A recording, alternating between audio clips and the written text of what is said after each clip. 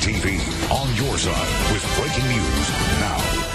We do begin with that breaking news in the search for a missing Rowan County teen. Good afternoon. I'm Kristen Miranda. Thank you for being with us today. We want to show you live Sky 3 video over Erica Parsons' adoptive parents' home in Salisbury. Police say they are executing a search warrant there at the property. There are options for kids who are too small for smartphones and for teens whose smartphones never leave their hands, but they come with a warning from our cyber expert. All right, let's talk a little football Friday night on this Saturday morning. In the North Piedmont Conference, it has come down to Lake Norman and Mooresville. And it was really fun to see which toys got inducted. If you ever get a chance to be in that city, it's such a fun museum to visit and such a great Hall of Fame to visit because every toy you look at, you're like, oh, I remember that. I played with that when. It's really cool. It happened on Tuesday, but officials are just now giving details about a massive rescue of dogs from a home in Lowell. All right, I have a question for you. When is the last time you actually wrote something down, like with a pen and some paper?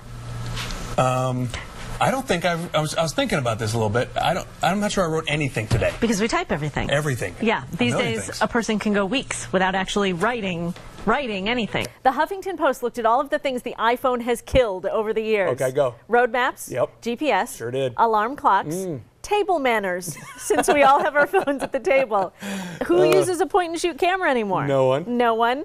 And the Huffington Post does take it to the extreme, saying it also has killed our attention spans. Yeah, I'm kind of with them on that, actually. I think it has. But we do have the rule at our house that does not belong at the table. Well, that's good. Away. How about at night when the kids go to bed?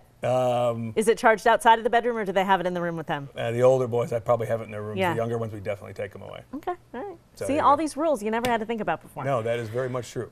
Darn iPhone. All right. Well, and when it's damp like that, it's going to feel even cooler. Yeah, well, maybe some back-to-school shopping, maybe a movie, something else. I don't know. Get started on your taxes. Who knows? You got a real early start. Christmas shopping. Prepares early. Hey, you smell that? I do. It smells great good in here. It always smells good when Chef Michael Bowling is in the studio. It's good to see you, buddy. How are you? It's good to be here. I'm happy. Well, that's good. That's good. I'm happy because you're making hash. Yes, ma'am, I am. But a twist on hash, just veggies. It's a little twist, you know. Peas, mushrooms, carrots, corn. How long would one can probably last me? Every can is different. You work with a lot of the dogs at the Humane Society. You train them, you help get them ready to find their new homes. And when you say a dog is perfect, that's a pretty good endorsement. Slightly closer to normal as we head into your Sunday. We've got Kristen go up. What happened over there? So you can see at the bottom it says, yours very truly, Theodore Roosevelt. Quickly tell me how much they said this picture's worth. They said $2,200. $2,200. Did you expect that? No. He was absolutely shocked that it was worth $2,200. Thank you for sharing your story with us. We appreciate it. How do you figure out how much you're going to take for this thing? The internet. The value is between $100 and $150. What do you think? 100, 150 bucks? I'm pleased with that. That's better than zero. So we're going to be down here till 7:30. The line continues outside. Lots of people have their stuff to bring in. And boy, are we finding some good things. We'll also show you tomorrow some of the things that we found today. But we're going to keep going over the next hour and a half or so and show you some of the cool finds that we've had here at Metrolina. Back to you. My name's Butch Jones. I've been doing your auctioneering. P75. Everything will be sold for cash. Everybody get $400. Open the door, you walk by and take a look. You can't go inside, you can't touch anything. 500, let's go. Butch Evans has been in the auction business 20 years. 50, not 275. And he'll tell you, 50, everybody get 5.5. at these auctions where abandoned storage units go to the highest bidder, the crowds are bigger than they've been in a long while. It's gambling. A lot of people like the excitement, the possibility of winning, and finding a surprise. Yeah. Because here you really don't know what you're getting until it's paid for. So $950. We followed the crowd at 2 auctions in the Carolinas. Here there's a cast of characters ready to spend. If you see $300 worth of stuff in there, it's preferable to give $150 for it, right? I like the smaller stuff and a lot of it. $10,000. You came with $10,000. Exactly in my pocket right now. They're all counting on something big being hidden in the boxes, behind the furniture, in that garbage bag, or that safe that you can't see inside. This might just be the one. This was full of vinyl record albums. Or in this one, I'll see some guitars. some units are packed. Potential buyers peer in with flashlights. The experts only bid on what they can see. I like this. Most of them will sell what they find inside on eBay, in thrift stores or flea markets. And some would get lucky. We'll tell you what he found in just a minute. But for most, it was... This happens sometimes, doesn't it? Yeah. In fact, more people leave feeling unlucky. I'm batting about 20% right now. Okay, so of those 35 or 40, how many of them do you think have been really good scores? 5. 5. No guns, no bags of coins, no big boxes of jewelry, No wads of cash? no wads of cash. That's just on TV, they say. And then there's this to think about. Okay, ladies and gentlemen, this is the last one. There are laws which determine how long a unit can sit unpaid for, and storage companies do try to work with those who rent the space. But it is a business, it has to make money, and someone's stuff, someone's personal property, has to go. Someone like Constance Jones. Lost my job. She couldn't afford the payments, but inside her birth certificate, high school diploma, she came to this auction to beg for her stuff. Was it weird to sit here and watch it be auctioned? It's hurtful, but it's life. The new owners say they will give her the personal things. Do you feel good about what you're going to be able to get back? Yeah, I'm good. I'm grateful that I can get the things that, mean a lot to me. Oh, Okay, remember this guy with 10 grand in his pocket? This is the unit he paid $425 for. $1,000 motor right there. And there were 2 inside. He lucked out. Well, it's getting harder because people just bid blindly. They think everything's paved with gold. And it isn't. But what some people do leave behind, April 1974. Maybe worth something to somebody. can potentially be turned into cash by those willing to take a big risk.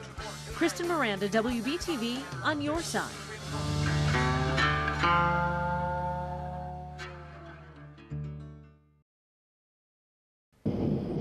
Mother Nature rarely sends a calendar invite when she's about to unleash her fury. A disaster never happens on a plan. A tornado, a fire, the Gajunas family has a plan for that. And Bennett, where do we meet outside?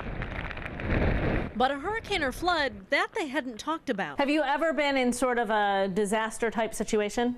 No. Until now, when the American Red Cross put them through a drill, 5 minutes to get out. Chances are you will not be able to come back to your home, and when you get back, your home may be gone. So make sure you grab all the things that are important to you, but be safe doing so. That's mom, dad, 2 kids, 2 dogs, and a guinea pig out the door with only the things most important to them. I'm very ready, I think. We started the countdown clock. In 3, 2, 1, go.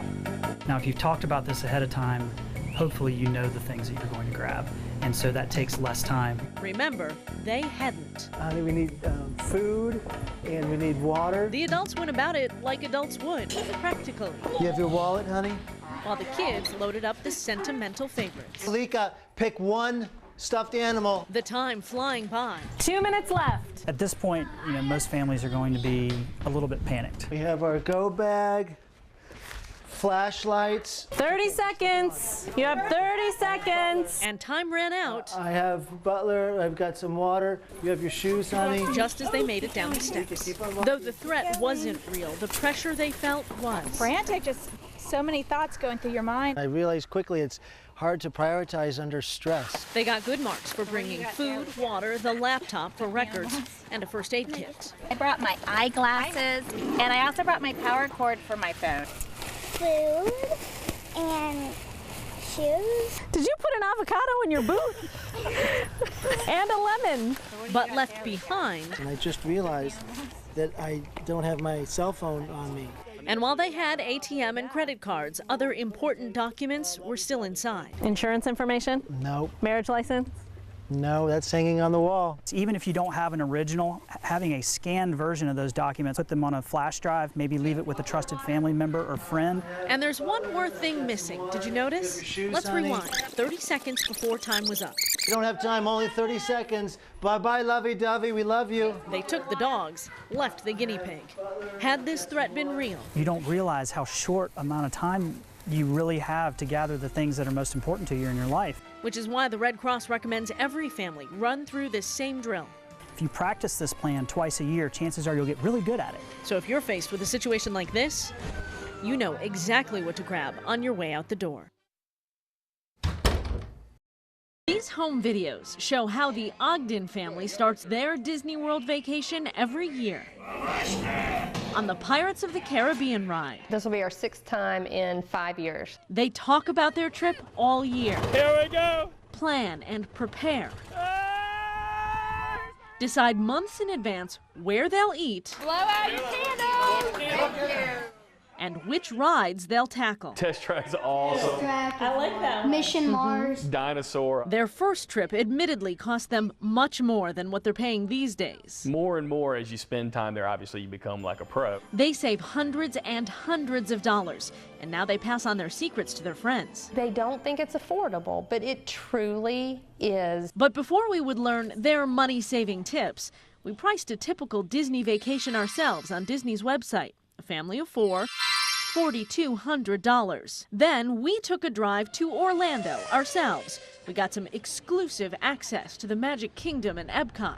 We want everyone to come over here. And track down a woman whose mission it is to help families save on all things Disney. This one was the one I suggested. It's the least expensive breakfast you can have at Disney that has characters at the Grand Floridian. So it doesn't matter where you're staying. You can still eat that breakfast. Sure can. Mary Waring runs mousesavers.com. 300 pages of online info, a step-by-step guide to major expenses and how to cut them. I see people saving remarkable amounts of money. She says people want to get there and get the experience inexpensively, especially when it comes to the big expense, which is hotels. They could stay at one of Disney's value resorts, which are the least expensive, and they still get all the benefits of being on property. So we asked the Disney staff if we could see a room in the value category. Each one of our resorts are anywhere between 4 to 5 diamond stars. Sparse but clean. 2 bathrooms, a kitchen, still has a great pool. It could cost as little as $89 a night. As for tickets, Disney does have some authorized ticket dealers. You could save maybe a maximum of about 8%, but that can really add up. Now, getting there from Charlotte, driving might be your best option, especially with a large family. It took us about 8.5 hours. And Mary's tip for meals is to do what the Ogdens do. It's their #1 money-saving tip. We go at a time when you get the dining plan for free. So you get your at least 2 meals a day for free. Disney does not advertise this much. The Ogdens take their trip at the end of January. The cost of the trip without free dining? It would have been almost twice as much.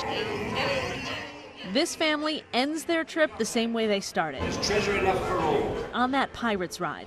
And when it's time to come home, they leave knowing you're really making the best of your money. And bringing home those priceless memories of a lifetime. Kristen Miranda, WBTV, on your side.